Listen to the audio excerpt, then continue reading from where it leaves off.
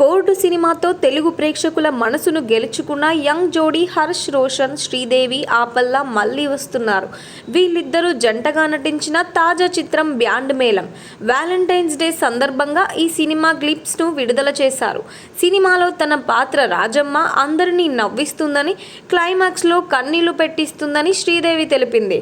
ఈ వేదికపై లవ్ గురించి ఆమె చేసిన సరదా వాక్యాలు ఇప్పుడు వైరల్ అవుతున్నాయి. గత ఏడాది చిన్న సినిమాగా వచ్చి పెద్ద విజయం సాధించిన చిత్రం కోర్ట్.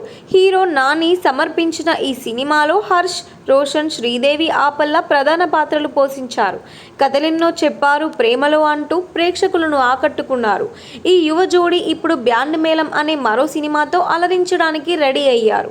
ప్రముఖ రచయిత కోన వెంకట్ ఈ క్యూట్ జోడీని తెరపైకి తీసుకువస్తున్నారు. ఇప్పటికే షూటింగ్ పూర్తి చేసుకున్న ఈ చిత్రాన్ని మార్చిలో విడుదల చేయడానికి ప్లాన్ చేస్తున్నారు. వ్యాలంటైన్స్ డే కానుకగా ఓ స్పెషల్ గ్లింప్స్ను రిలీజ్ చేశారు.